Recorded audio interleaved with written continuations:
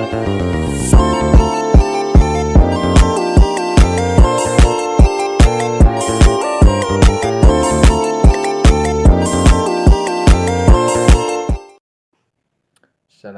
warahmatullahi wabarakatuh.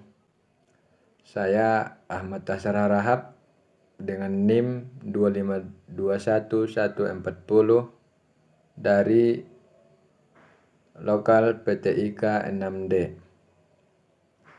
Pada kesempatan kali ini kita akan membahas tentang antena jaringan komputer, internet satelit, dan jaringan seluler.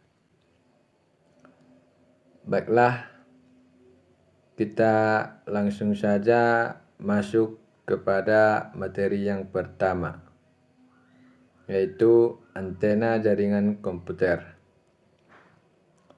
Apakah kawan-kawan sudah mengetahui apa itu antena jaringan komputer? Jikalau belum, di sini saya akan menjelaskan apa itu antena jaringan komputer.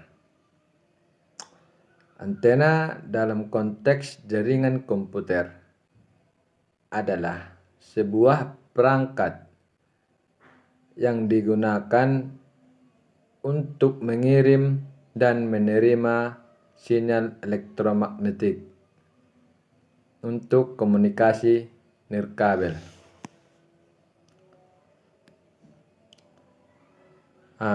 Dari pengertian tadi, kita bisa menyimpulkan bahwa antena jaringan komputer adalah sebuah perangkat yang berfungsi untuk mengirim dan menerima sinyal elektromagnetik untuk bisa berkomunikasi di jaringan nirkabel. Dalam jenis antena biasanya dibedakan berdasarkan pola, radiasi, dan kecukupan sinyalnya. Dalam antena jaringan komputer ini ada 3 jenis antena jaringan komputer. Yang pertama ialah antena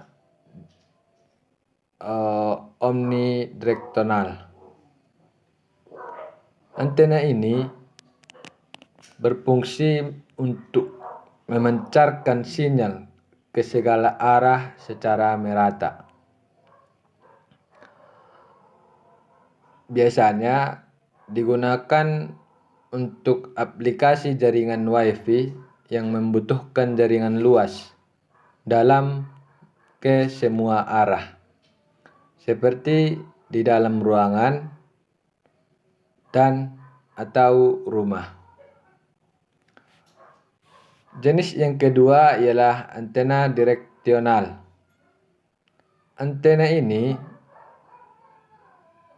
memfokuskan sinyal ke satu arah tertentu, ke satu arah saja.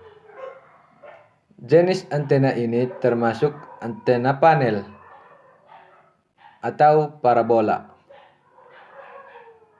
Mereka digunakan untuk mengarahkan sinyal ke satu arah tertentu.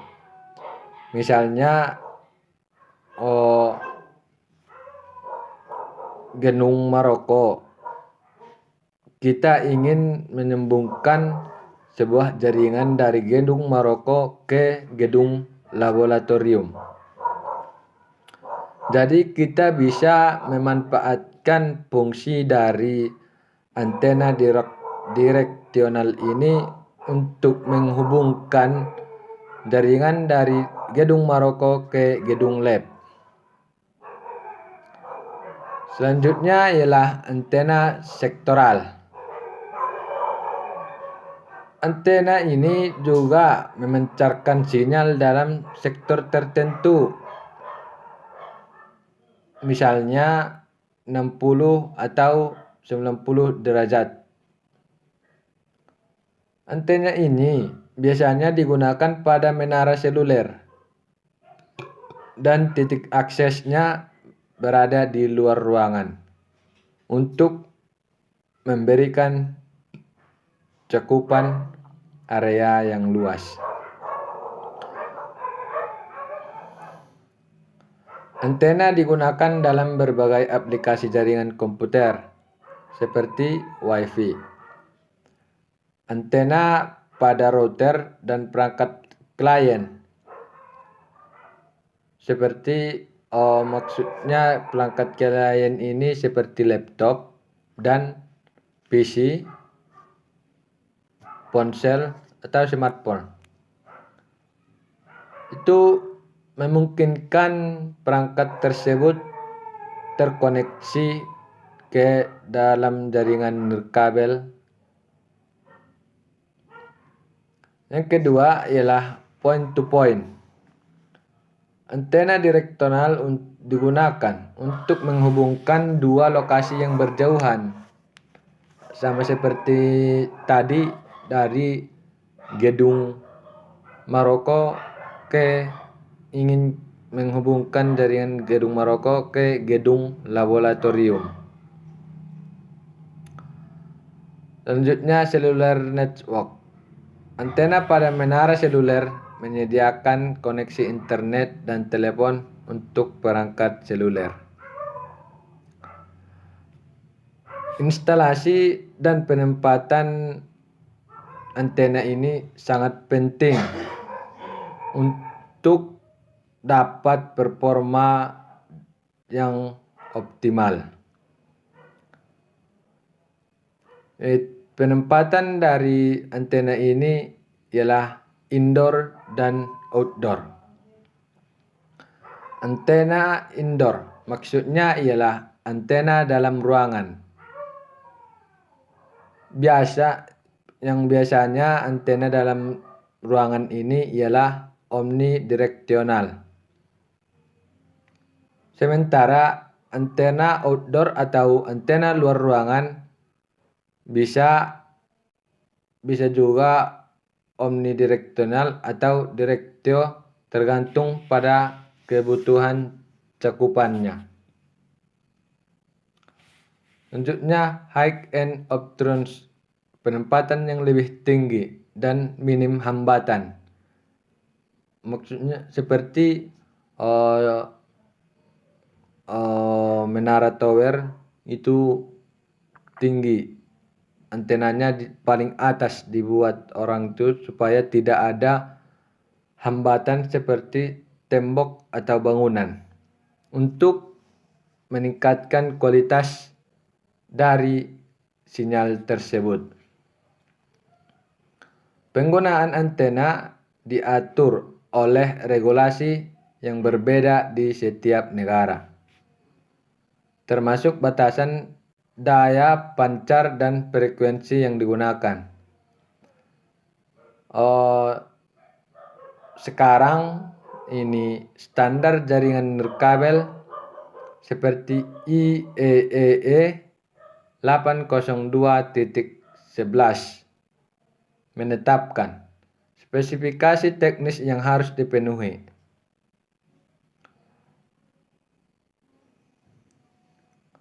Selanjutnya ialah parameter antena. Parameter antena ini digunakan untuk menilai kinerja dari antena tersebut. Dalam parameter ini terdapat gain atau penguatan.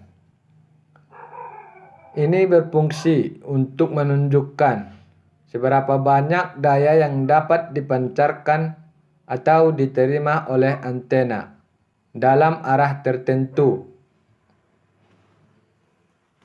dibandingkan dengan antena yang biasa. Gain yang lebih tinggi berarti jangkauannya lebih baik. Selanjutnya polarisasi. Ini menunjukkan medan listrik dari gelombang elektromagnetik yang dipancarkan. Bisa horizontal, vertikal, atau melingkar. Selanjutnya ialah frekuensi range atau rentang frekuensi. Rentang frekuensi di mana antena dapat beroperasi secara efektif untuk jaringan Wi-Fi. Biasanya di sini digunakan di dalam frekuensi 2.4 GHz dan 5 GHz. Selanjutnya voltage standing wire ratio. Ini mengukur efisiensi pengiriman daya dari pemancar ke antena. Nilai PSWR yang mendekati 1:1 menunjukkan efisiensi yang tinggi. Selanjutnya kita masuk kepada materi yang kedua, yaitu internet satelit. Internet satelit adalah bentuk koneksi internet yang menggunakan satelit untuk menyediakan akses internet. Ini adalah sebuah solusi penting untuk daerah-daerah yang sulit dijangkau oleh infrastruktur kabel.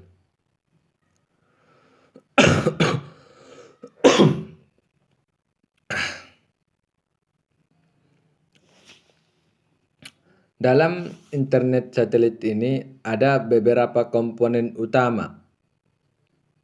Yang pertama yaitu satelit. Namanya juga sudah internet satelit. Tentu komponen utamanya yaitu satelit. Satelit ini bisa berada di orbit geostasior atau orbit terendah di bumi. Satelit berfungsi sebagai relay yang menerima sinyal dari stasiun di bumi dan mengirimkannya kembali kepada penerima di lokasi penerima. Yang kedua ialah stasiun bumi.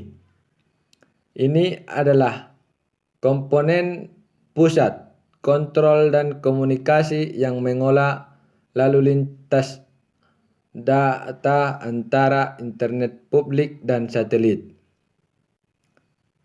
Komponen yang ketiga ialah terminal pelanggan. Perangkat ini digunakan oleh pengguna untuk mengirim dan menerima data melalui satelit, termasuk antena parabola kecil dan modem satelit. Jenis satelit. Jenis satelit yang pertama yaitu geostationary orbit atau disingkat dengan GEO.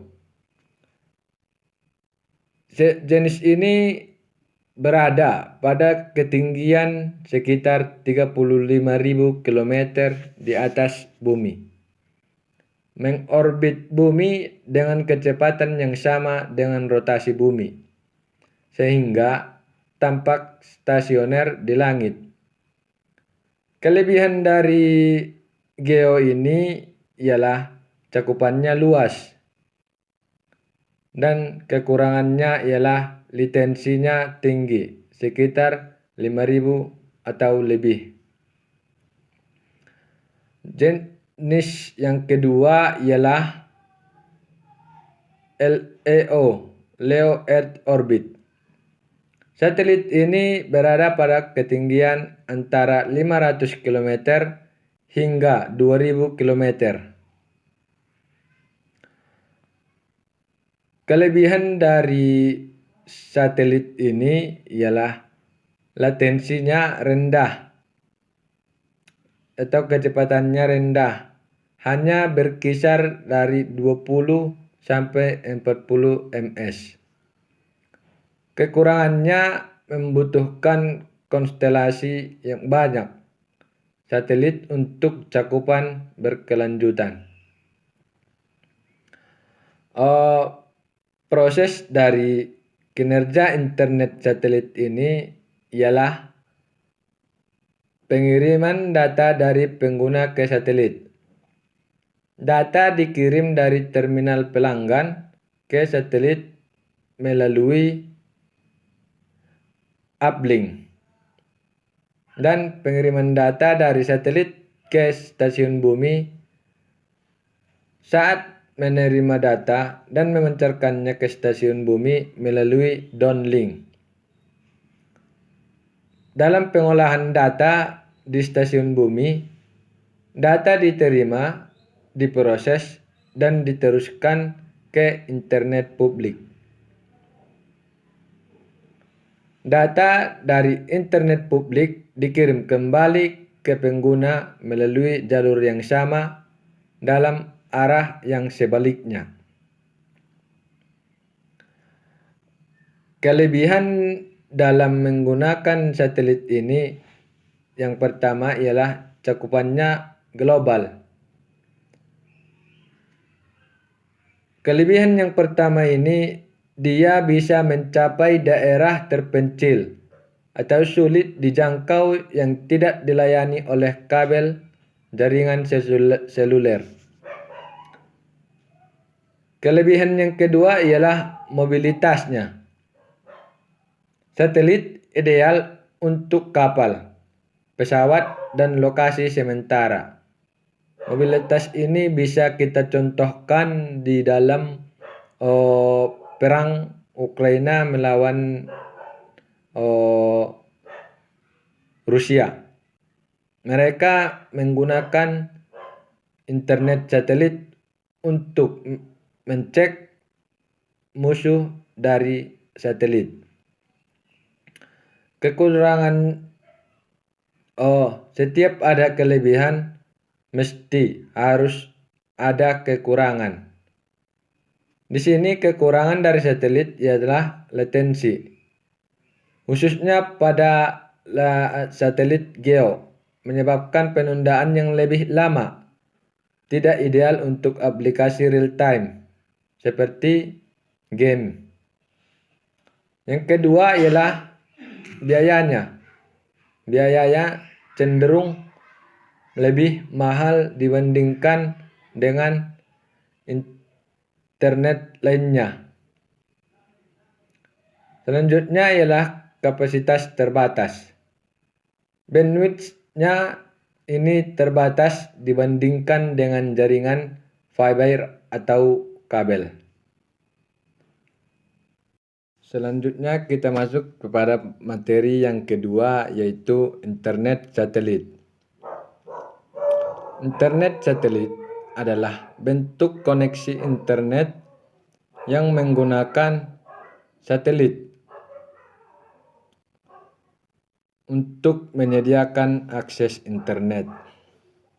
Ini adalah sebuah solusi penting untuk daerah-daerah yang sulit dijangkau oleh infrastruktur kabel.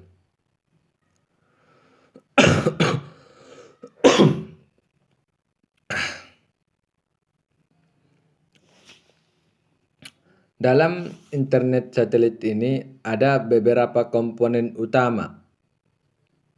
Yang pertama yaitu satelit.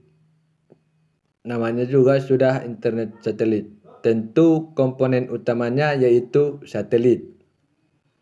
Satelit ini bisa berada di orbit geostasioner atau orbit terendah di bumi.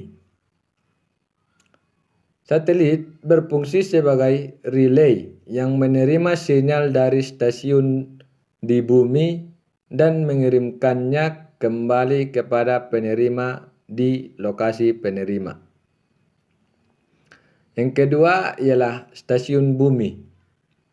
Ini adalah komponen pusat kontrol dan komunikasi yang mengolah lalu lintas data antara internet publik dan satelit.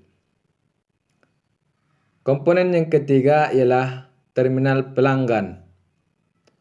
Perangkat ini digunakan oleh pengguna untuk mengirim dan menerima data melalui satelit, termasuk antena parabola kecil dan modem satelit. Jenis-jenis satelit. Jenis satelit yang pertama yaitu geostationary orbit atau disingkat dengan GEO. Jenis ini berada pada ketinggian sekitar 35.000 km di atas bumi. Mengorbit bumi dengan kecepatan yang sama dengan rotasi bumi, sehingga tampak stasioner di langit. Kelebihan dari GEO ini ialah cakupannya luas, dan kekurangannya ialah latensinya tinggi, sekitar 5.000 atau lebih. Jenis yang kedua ialah LEO, Low Earth Orbit. Satelit ini berada pada ketinggian antara 500 km hingga 2.000 km.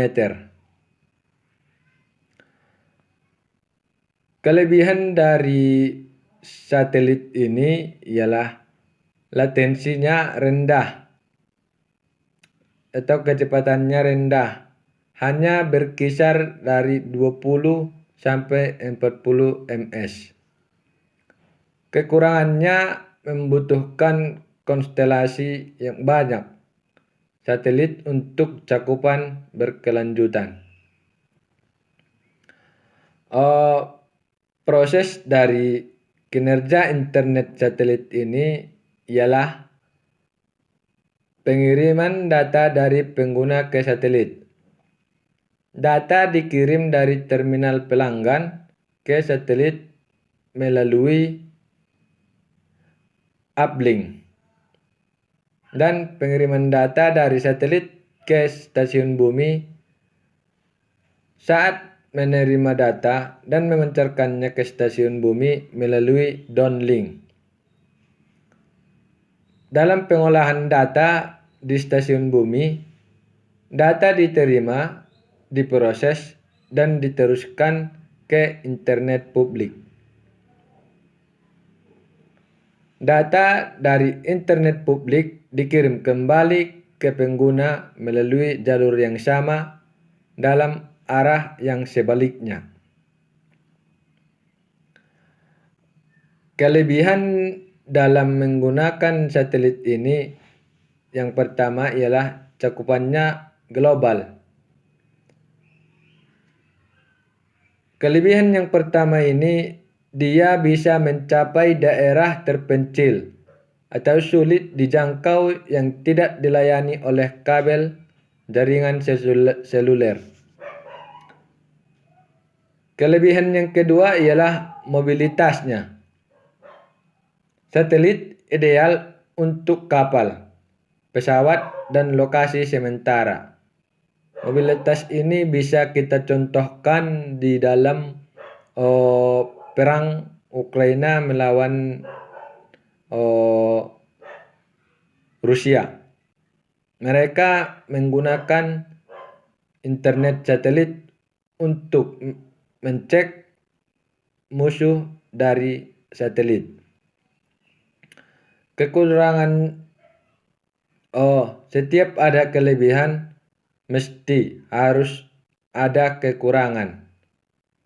Di sini kekurangan dari satelit ialah latensi, khususnya pada satelit GEO, menyebabkan penundaan yang lebih lama, tidak ideal untuk aplikasi real time seperti game.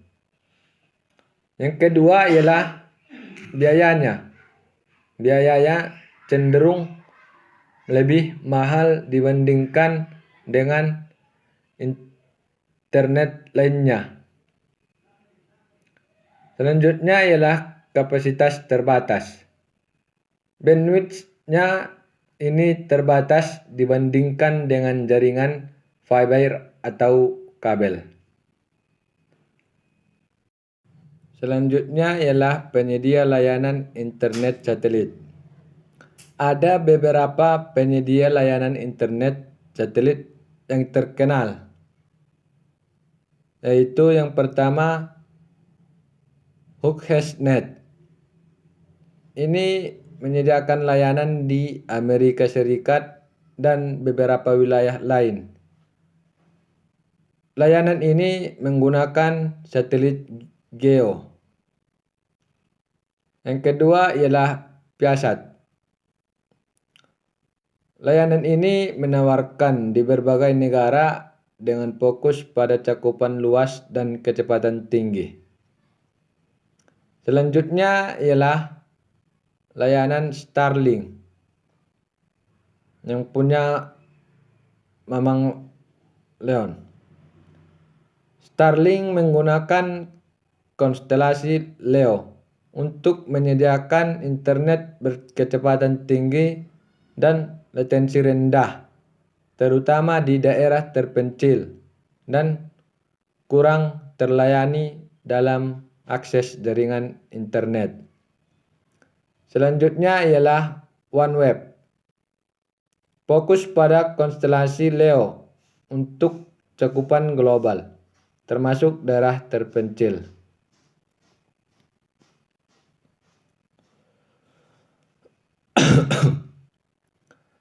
Dalam pengembangan internet satelit ini,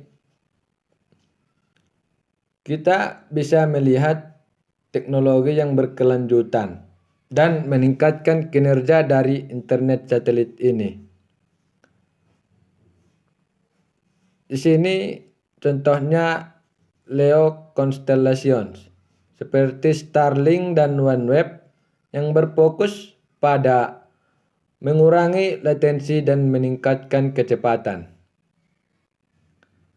Kedua, HTS bukan hubungan tanpa status, tapi High Throughput Satelit.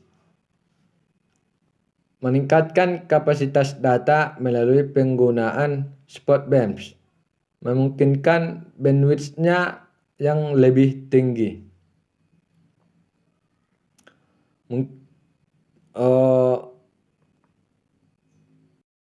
Selanjutnya kita masuk kepada materi yang ketiga, ialah jaringan seluler.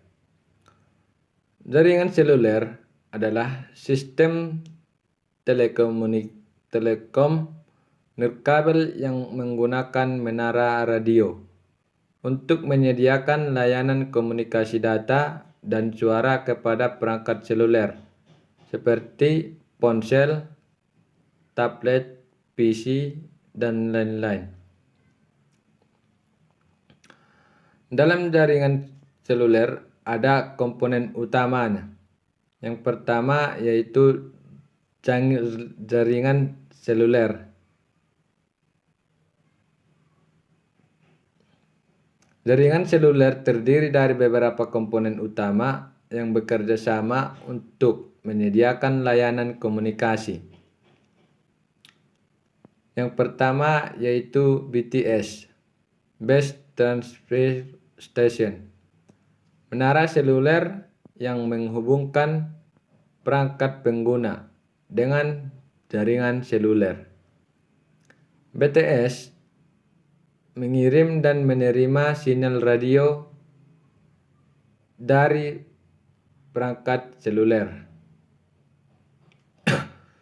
Yang kedua yaitu BSC, Base Station Control. BSC ini mengelola beberapa BTS, mengatur sumber daya radio, dan melakukan handover antar BTS. Selanjutnya ialah MSC, Mobile Switch Center. MSC mengelola panggilan suara dan pesan teks antar jaringan serta mengatur roaming. Yang selanjutnya HLR, Home Location Register. Basis data utama yang menyimpan informasi pelanggan seperti profil pengguna, layanan yang disediakan, dan lokasi terakhir yang diketahui. Visitor Location Register. Ini juga sebuah basis data sementara yang menyimpan informasi tentang pengguna yang saat ini berada di area cakupan MSC tersebut. Berikutnya ialah Gateway GPRS Support Node. Komponen ini yang menghubungkan jaringan seluler dengan internet untuk layanan data. Selanjutnya ialah Serving GPRS Support Node. Komponen ini mengelola layanan data dalam jaringan seluler, termasuk autentikasi dan pelacakan pengguna. Kita masuk pada generasi jaringan seluler. Jaringan seluler berkembang melalui beberapa generasi dengan masing-masing kecepatan, peningkatan, dan kapabilitas. Generasi yang pertama yaitu 1G, First Generation. Generasi pertama ini masih menggunakan teknologi analog, digunakan untuk panggilan suara. Contohnya AMPS, yaitu Advanced Mobile Phone System. Yang kedua ialah 2G, Second Generation. Sudah menggunakan teknologi digital dan memperkenalkan SMS dan data GPRS. Contohnya yaitu GSM, Global System for Mobile Communication, dan CDMA, Code Division Multiple S. Selanjutnya yaitu 3G, Third Generation. Dalam 3G sudah ada peningkatan kecepatan data, mendukung internet mobile, video call, dan aplikasi multimedia. Contohnya yaitu UMTS, Universal Mobile Telecommunication System. Generasi selanjutnya yaitu 4G. 4G ini memiliki kecepatan data yang lebih tinggi dibandingkan dengan 3G. Mendukung aplikasi yang membutuhkan bandwidth yang tinggi seperti streaming video HD atau live streaming HD dengan kualitas HD. Contohnya yaitu LTE, Long Term Evolution. Selanjutnya yaitu generasi terakhir atau yang sekarang yaitu 5G. Kecepatan ini 5G ini sangat tinggi, melebihi kecepatan 4G. Latensinya rendah dan kemampuan untuk mendukung IoT, Internet of Things. 5G menawarkan kecepatan gigabyte dan aplikasi seperti kendaraan otonom dan AR atau augmented reality. Selanjutnya ialah arsitektur jaringan seluler. Arsitektur jaringan seluler modern sekarang seperti 5G dan 4G terdiri dari beberapa lapisan. Lapisan yang pertama yaitu RAN, Radio Access Network, termasuk BTS dan antena yang berkomunikasi langsung dengan perangkat pengguna. Selanjutnya yaitu Core Network. Lapisan kedua yaitu Core Network. Core Network ini mengelola komunikasi antara RAN dan jaringan eksternal seperti internet. Juga menangani fungsi seperti autentikasi, penagihan, dan layanan data. Lapisan yang ketiga ialah Transport Network. Transport Network berfungsi untuk menghubungkan RAN dengan Core Network yang menggunakan teknologi seperti serat optik, termasuk pada proses komunikasi dalam jaringan seluler. Komunikasi dalam jaringan seluler ada beberapa tahap. Di antaranya yaitu inisiasi koneksi. Perangkat seluler mengirim sinyal ke BTS terdekat untuk meminta koneksi. Yang kedua ialah autentikasi. Autentikasi ini itu jaringan mengautentikasi perangkat menggunakan informasi dari HLR. Selanjutnya penyediaan layanan. Setelah diautentikasi, jaringan yang menyediakan layanan akses ke layanan suara dan data. Saat pengguna bergerak, koneksi dipindahkan dari satu BTS ke BTS lain tanpa memutus panggilan atau sesi data.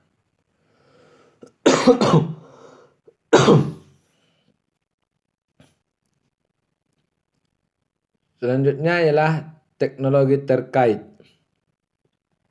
Maksudnya di sini ialah ada beberapa teknologi terkait yang sangat penting dalam jaringan seluler, termasuk MIMO yaitu multiple input, multiple output. MIMO ini menggunakan beberapa antena untuk mengirim dan menerima lebih banyak data secara bersamaan.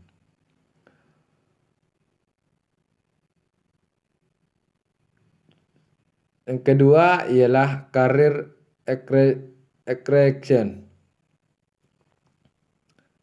Ini berfungsi untuk menggabungkan beberapa saluran frekuensi dan meningkatkan bandwidth untuk kecepatan dalam mengirim data. Selanjutnya ialah beamforming. Beamforming ini berfungsi mengarahkan sinyal ke perangkat tertentu untuk meningkatkan kualitas sinyal dan efisiensi spektrum.